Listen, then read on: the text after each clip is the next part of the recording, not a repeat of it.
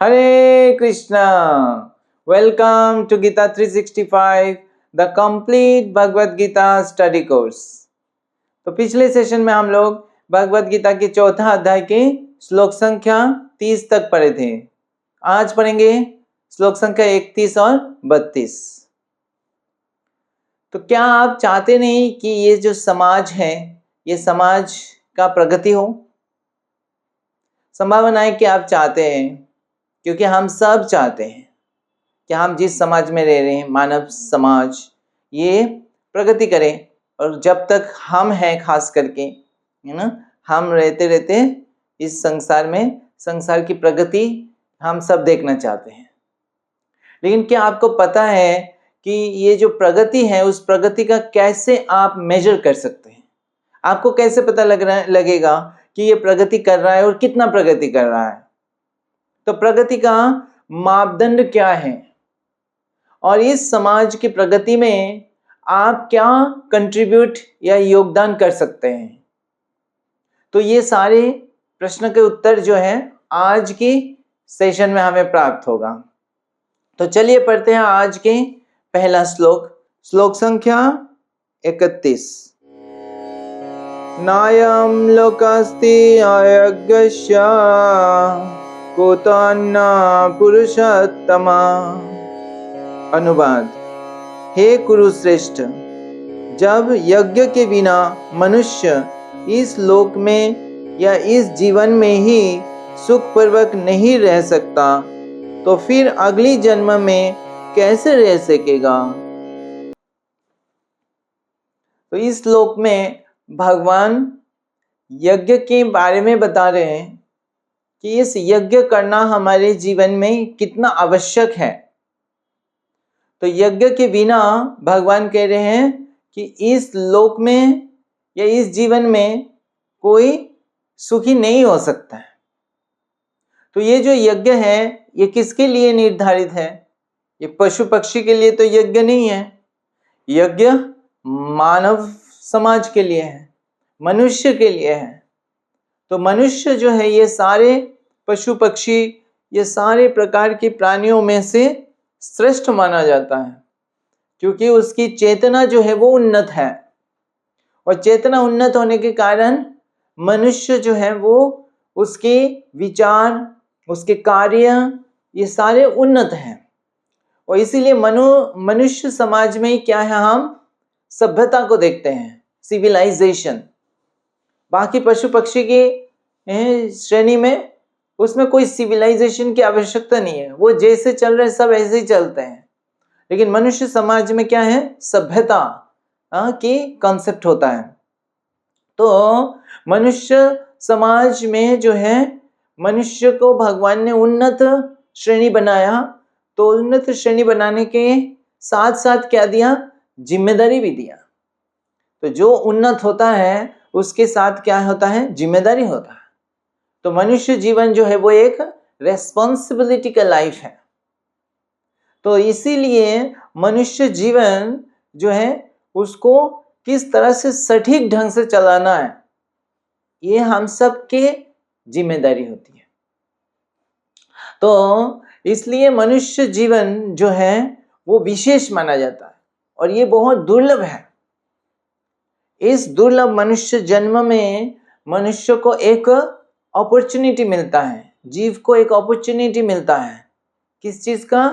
वो जो जीवन में कष्ट कर रहे हैं, हम जो इतने सारे जीवन बिता चुके, करोड़ों जीवन बिता चुके हम सब, और अलग अलग श्रेणी के योनियों में हम जी चुके हैं।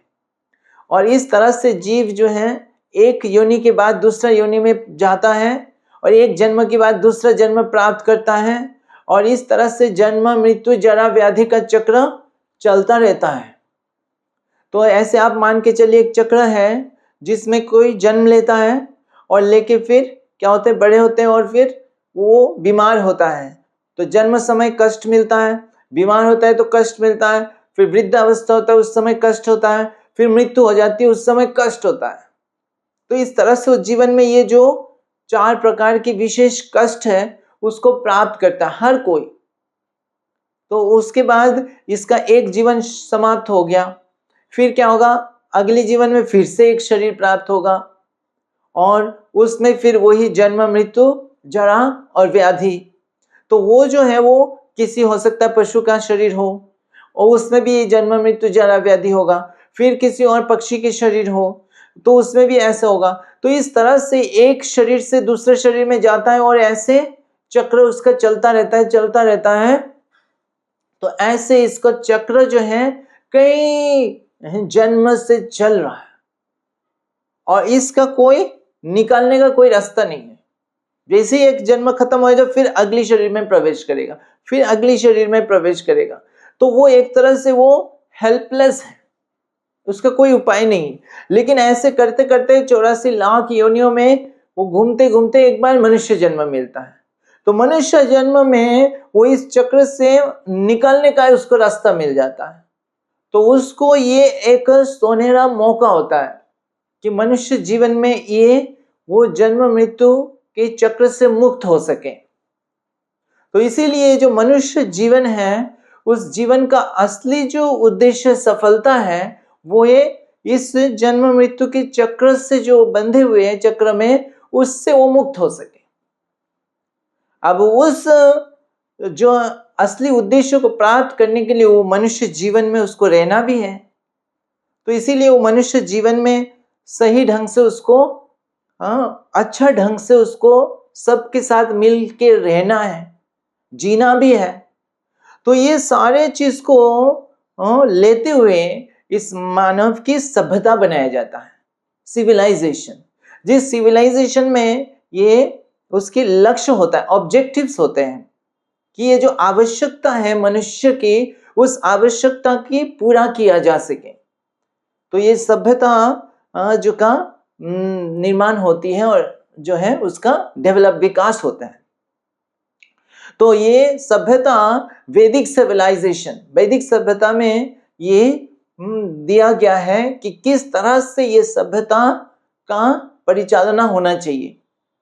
तो शास्त्र में ये वर्णन है कि मानव सभ्यता में जो है विशेष करके 4 आवश्यकता होती है और ये 4 एक तरह से लक्ष्य भी है। तो ये 4 आवश्यकता क्या है मानव सभ्यता में? एक सही सभ्यता में ये 4 आवश्यकता की पूरा किया जाता है और जब ये 4 आवश्यकता की पूरा हो रहा है तब समझ सकते हैं इस मानव सभ्यता का प्रगति हो रहा है, ये जो सभ्यता सही ढंग से चल रहा है। और अगर ये चारों आवश्यकता का पूरा नहीं हो रहा है, ये एक हो रहा है एक नहीं हो रहा है, तो इसका मतलब ये सही ढंग से नहीं चल रहा है। मानव सभ्यता की जो असली लक्ष्य है वो पूरा नहीं हो पा रहा है। तो क्या है वो 4 आवश्यकता? तो ये बताया गया सबसे पहला जो है वो है धर्म। तो धर्म जो है ये मानव समाज को दूसरे समाज से अलग करता है ना, विशेषता है मानव समाज की कि मनुष्य की बाकी पशु पक्षी की योनियों में से श्रेष्ठ है उसका धर्म, कि उसके जो है एटिकेट्स, उसके सही आदर्श के अनुसार चलना है, सही कार्य को करना है, अपनी जो है अलग अलग आश्रम के अनुसार उसको कार्य करना है। तो उसके कार्य ऐसे नहीं कुछ भी कर सकता है, वो धर्म का पालन करते हुए करना है। तो वो धर्म का पालन करने से उसकी चेतना की शुद्धिकरण होती है और वो उन्नत चेतना में रह के जीवन को चालना करते हैं। तो इसलिए तो पहला जो है आवश्यकता है वो धर्म। अगर मानव सभ्यता में धर्म नहीं है तो वो कैसे सभ्यता है? तो इसीलिए हर किसी को धर्म का पालन करना होता है और सभ्यता में ये धर्म का स्थापन होती है, धर्म का नियमों का स्थापना होती है। तो ये पहला आवश्यकता है धर्म। फिर दूसरा है अर्थ। तो धर्म के साथ साथ क्या चाहिए हमको? अर्थ या धन चाहिए, या जो है सारे सुविधाएं चाहिए। जैसे सुविधा घर चाहिए रहने के लिए, भोजन चाहिए, है ना। तो इस तरह से आर्थिक या इकोनॉमिक डेवलपमेंट या जो अर्थ ये आवश्यकता है। तो मानव समाज में सभ्यता में ऐसे चलना है ताकि सफिशिएंट जो है आवश्यकताएं पूरी हो जाए। तो जो भी आवश्यकता है सारे श्रेणी के लोगों को सब सफिशिएंट, पर्याप्त परिमाण में वो हो जाए, पर्याप्त परिमाण में हमारा भोजन सामग्री उपलब्ध हो जाए। तो इस तरह से आर्थिक व्यवस्था अच्छा होना चाहिए। तो पहला धर्म, फिर अर्थ, फिर तीसरा है काम। काम मतलब जो शरीर की जो तृप्त, इंद्रिय को तृप्त करने का जो आवश्यकता है, जैसे भोजन को ग्रहण करना है और तरह तरह से इंद्रियों की तृप्ति की आवश्यकता होती है, तो कुछ लोगों को करना पड़ता है। तो उसको कैसे करना है, तो उसके लिए भी मानव समाज में ऐसे व्यवस्था बनाया होता है। ऐसे नहीं पशु पक्षी की तरह वो इंद्रियों की तृप्त करे। तो मानव समाज में वो जो है विवाह का व्यवस्था दिया है, नियम दिया है, ताकि ऐसे आश्रम में रह के वो नियंत्रित रूप में उस अपना जो भी कामना है उसकी पूर्ति कर सके। तो ये जो है इस तरह से वो जो भी आवश्यकता है, लेकिन वो कैसे करना है, धर्म के साथ। और उसके उद्देश्य है धीरे धीरे उस आवश्यकता को कम करना है और उसको करते हुए उसको शुद्ध होना है। तो अर्थ, धर्म अर्थ काम। और चौथा क्या है, मोक्ष। मोक्ष मतलब ये जो कर्म बंधन से, जन्म मृत्यु के चक्र से मुक्त होना, अपने शाश्वत जीवन, स्पिरिचुअल जीवन में को प्राप्त करना और शाश्वत जीवन को प्राप्त करना, भगवान को प्राप्त करना, तो वो मोक्ष प्राप्त करना। तो अल्टीमेटली जीवन का उद्देश्य मोक्ष ही प्राप्त करना, लेकिन उसको प्राप्त करने के लिए इस जीवन को जीना है। तो जीना है तो धन आवश्यकता है, अर्थ चाहिए, फिर काम भी चाहिए, पूर्ति चाहिए। तो इसलिए जो है धर्म के माध्यम से ये चीजें करनी है, और धर्म के थ्रू से जब चलेगा तो ये सारे अपना अर्थ करते हुए भी, धन प्राप्त करते हुए भी, अपने कामना, अपनी इच्छा को पूर्ति करते हुए भी वो मोक्ष का प्राप्त कर सकता है। तो इस तरह से जो धर्म जो है उसमें सबसे महत्वपूर्ण जो है आवश्यकता है, और वो ये चारों आवश्यकता का शुरू किससे होता है, धर्म से होता है, और धर्म के थ्रू से ही सारे चारों चीजें होगी। इसलिए धर्म बहुत ही महत्वपूर्ण है।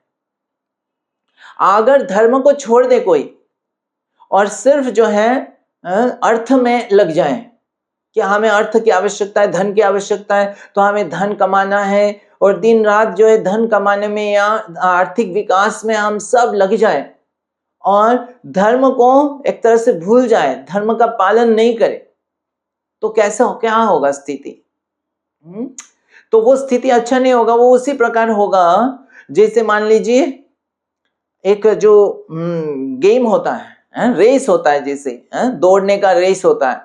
तो दौड़ने का रेस में आप देखे होंगे कभी ऐसे होते हैं, तो जो रेस में प्रतियोगिता कर रहा है, भाग ले रहा है, उन सबको बोलते हैं आपको एक चम्मच दिया जाएगा और चम्मच को आपको पकड़ना है, और चम्मच के ऊपर क्या है, एक अंडा रहेगा। अब उस चम्मच को पकड़ के अंडा के साथ आपको दौड़ना है। तो जो सबसे पहले दौड़ेगा, पहुंचेगा, तो उसको प्राइज मिलेगा। अब उसको पहले तो पहुंचना है, दौड़ना है, तेजी से दौड़ना है, लेकिन तेजी से दौड़ के उसको पहुंचना है, लेकिन साथ में क्या लेके पहुंचना है, उसको चम्मच को साथ में लेते हुए पहुंचना है और चम्मच के ऊपर अंडा रहते हुए पहुंचना है। ऐसे नहीं कि इतना तेजी से दौड़ रहा है कि अंडा ही गिर जाए, उसको अंडा का ध्यान ही नहीं है, अंडा जो है चम्मच के ऊपर रहना चाहिए। तो उसको ध्यान में रखते हुए अंडा का साथ में है, उससे जितना तेजी से दौड़ सकते हो उतना ही दौड़ना है, उससे ज्यादा तेजी से नहीं दौड़ना है उसको।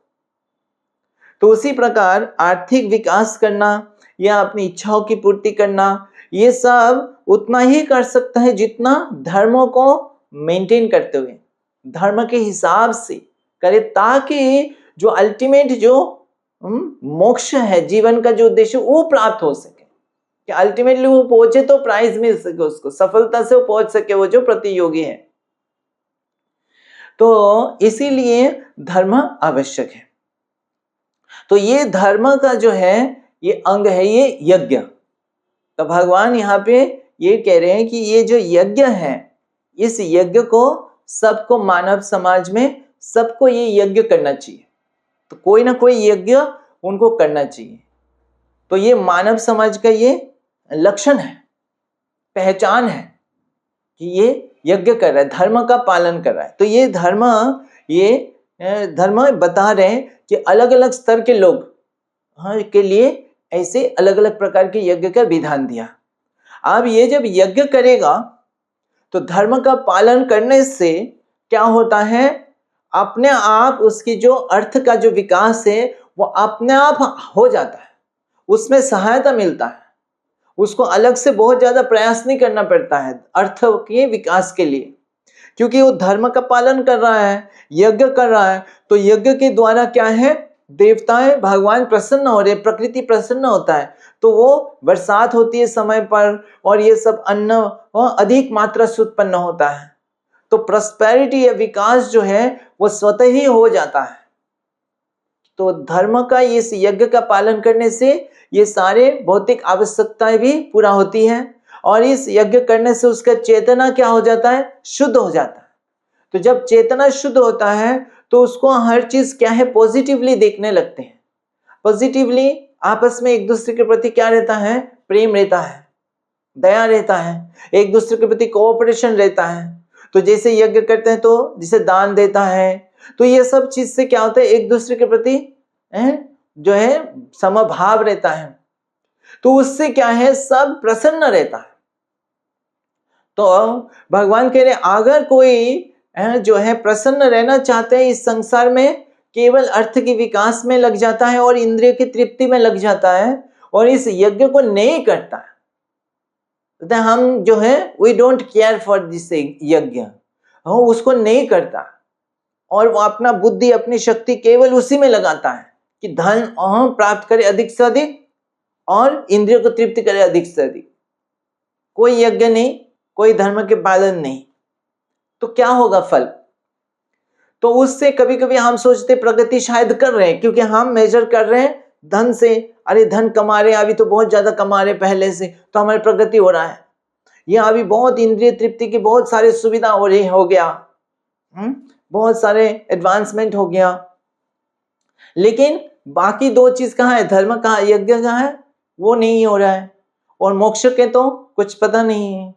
तो उसके बिना क्या है, अधूरा है वो प्रगति। तो भगवान के लिए उसके बिना अगर यज्ञ नहीं करेंगे तो वो प्रगति, अर्थ का विकास हो भी जाएगा है ना, तो भी क्या होगा, वो खुश नहीं रह सकते। और वही हम देखते हैं जो लोग ऐसे होते हैं वो खुश नहीं होते हैं। उनके पास हो सकता है बहुत धन है, बहुत सारी चीजें हैं। जब श्रील प्रभुपाद अमेरिका गए थे तो उस समय सारे लोग इतना धनी धनी घर के पुत्र थे, और वो सारे युवक युवतियां जो है उनके पास सब कुछ था, लेकिन वो बहुत दुखी थे और वो बहुत जो है नशाग्रस्त थे, क्योंकि वो सुखी नहीं थे। और ऐसे हम देखते कई लोग जो है बहुत सारे धन होते, बहुत संपत्ति होते, लेकिन वो बहुत दुखी होते हैं। उनके पास कई सारे जो है गगनचुंबी बिल्डिंग होते हैं, लेकिन वो उतने बिल्डिंग के ऊपर जाके वो कूद के आत्महत्या कर देते हैं, इतना दुखी होते हैं। तो भगवान कह रहे हैं कि अगर यज्ञ के पालन नहीं करेंगे, आध्यात्मिक प्रगति नहीं होगा, तो वो किसी भी स्थिति में सुखी नहीं हो सकते। तो वो सुखी रहने के लिए इस जीवन में भी उसको सुखी रहने के लिए, संतुष्ट रहने के लिए उसको ये यज्ञ करना है, धर्म के पालन करना है। और इन यज्ञ को करेंगे तो वो चेतना शुद्ध होगा, और चेतना शुद्ध से वो सुखी हो सकते हैं। तो भगवान कह रहे हैं कि अगर यज्ञ नहीं करेंगे तो इस जीवन में ही वो सुखी नहीं हो सकते हैं, तो अगली जीवन में कैसे सुखी होंगे? तो अगली जीवन में क्या प्राप्त होने वाला है, वो इस धर्म के फल से प्राप्त होगा। तो जैसे इस जीवन के अंत में क्या होगा, ये शरीर समाप्त हो जाएगा तो सारे यहाँ के संपत्ति सब समाप्त होगा। अब उसको अगली जीवन कैसे प्राप्त होगा, कैसे मिलेगा? तो अगली जीवन आइदर क्या हो सकता है, उसको निम्नगामी हो सकता है, पशु पक्षी के योनि प्राप्त हो सकता है, या दोबारा मनुष्य योनि प्राप्त हो सकता है, या उच्च लोक में जा सकता है, या अगर मोक्ष प्राप्त हो गया तो जन्म मृत्यु के चक्र से मुक्त हो गया और भगवान की धाम में शाश्वत जीवन को प्राप्त हो गया, तो वो सर्वोत्तम सिद्धि है। तो श्रील प्रभुपाद कहते हैं कि अगर जो है भगवान की धाम में पहुंच जाए तो वो सबसे बड़ा उसके लिए अचीवमेंट है। लेकिन अगर कोई भगवान की धाम में नहीं भी पहुंच पाए, लेकिन अगर वो प्रगति कर रहा है आध्यात्मिक पथ में, वो इस यज्ञ का पालन कर रहे हैं, तो क्या होगा, वो अगले जीवन में वो उच्च लोक में जाएंगे, स्वर्ग लोक में जा सकते हैं, है ना। ऐसे उच्च लोकों में जाएंगे और वहां पे उनको और सुविधाएं प्राप्त होती हैं और ज्यादा खुशी से वो रह सकते हैं। तो उनको अगर वो यज्ञ की विधान करेंगे तो इस जीवन में भी वो सुखी रहेंगे और अगली जीवन में भी उसको उन्नत जीवन प्राप्त होगा, वो एटलीस्ट मनुष्य जीवन प्राप्त होगा, मनुष्य जीवन में अच्छे घर में जन्म होगा।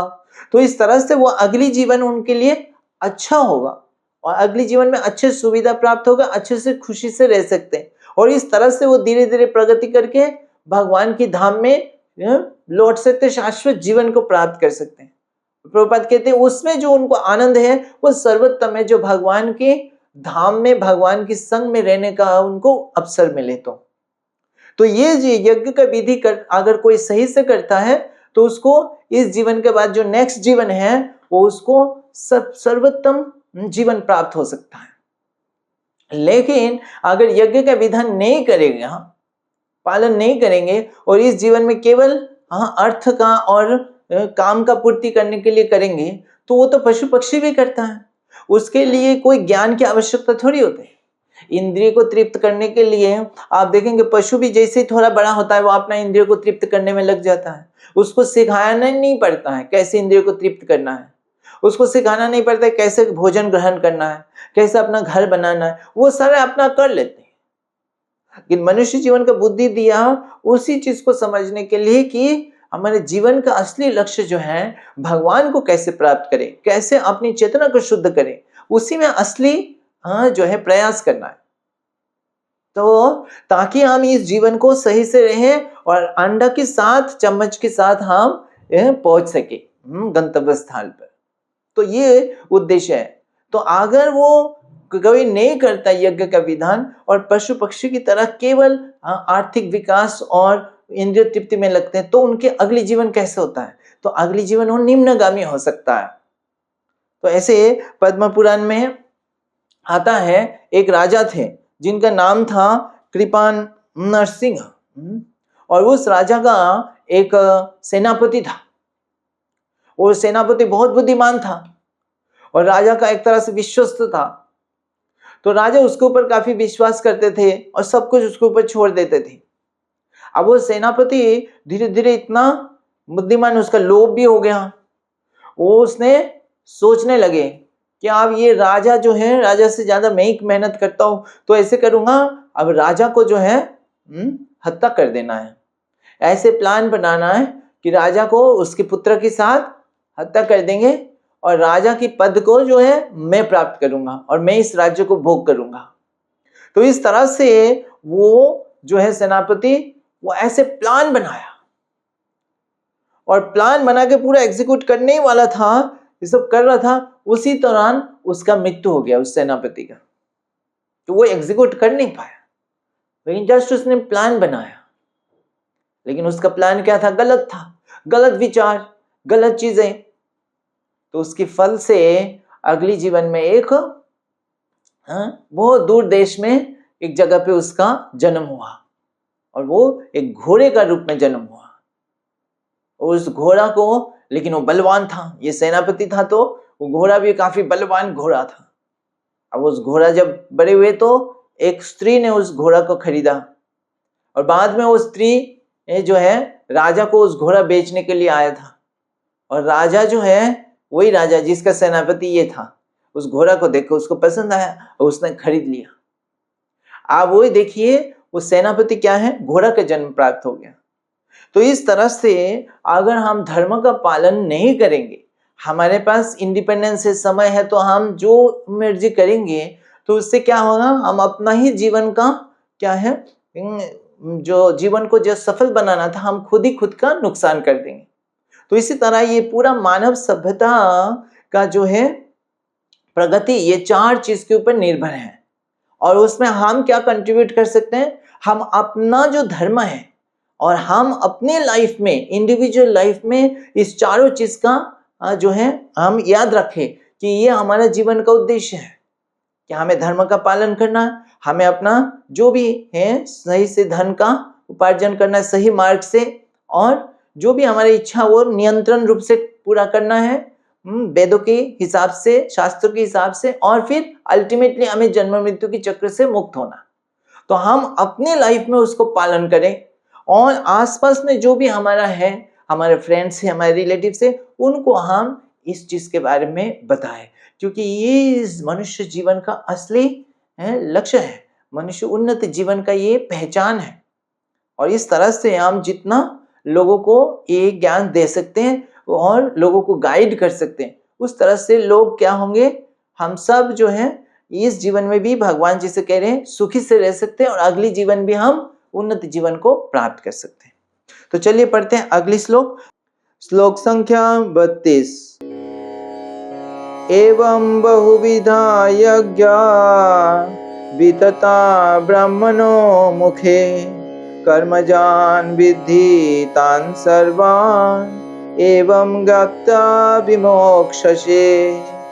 अनुवाद, ये विभिन्न प्रकार के यज्ञ वेद सम्मत है और ये सभी विभिन्न प्रकार के कर्मों से उत्पन्न हैं। इन्हें इस रूप में जानने पर तुम मुक्त हो जाओगे। तो इस श्लोक में भगवान कह रहे हैं कि ये जो यज्ञ हैं, ये सारे यज्ञ के बारे में जो भगवान वर्णन किया, तो टोटल अभी तक कई सारे श्लोक में भगवान 13 प्रकार के यज्ञ का वर्णन किया। तो भगवान ने कहा ये जो विभिन्न प्रकार के यज्ञ हैं, ये यज्ञ वेदों में वर्णित है, ये वेदों के द्वारा अप्रूव्ड है, और ऐसे यज्ञ जो करता है वो क्या होगा, उसका फल उसको प्राप्त होगा। तो ये यज्ञ ऐसा नहीं कि कोई अपने मन से कोई यज्ञ बना लिया, अपने मन से कोई चीज कर लिया, तो अपने मन से करने से वो फल नहीं मिलेगा। तो वेदों का या शास्त्र का या गुरु के आदेश के अनुसार हमें उस यज्ञ को करना है। तो यज्ञ की यही कई सारे विधि क्यों है? तो क्योंकि लोग जो है मनुष्य समाज में अलग अलग प्रकार के लोग हैं, सभी एक ही स्तर पर नहीं है। जो उत्तम चेतना के हैं वो तो शुद्ध भक्ति के यज्ञ कर रहे हैं, उनके तो हर स्टेप हर कार्य यज्ञ है, तो वो तो सर्वश्रेष्ठ है। लेकिन उसको छोड़ के भी और भी कई लोग हैं जो अलग अलग चेतना के हैं, तो वो ऐसे प्रभुपाद तात्पर्य में लिखते हैं कि देहात्म बुद्धि में ऐसे लीन है कि वो उस लेवल पे कार्य नहीं कर सकते हैं।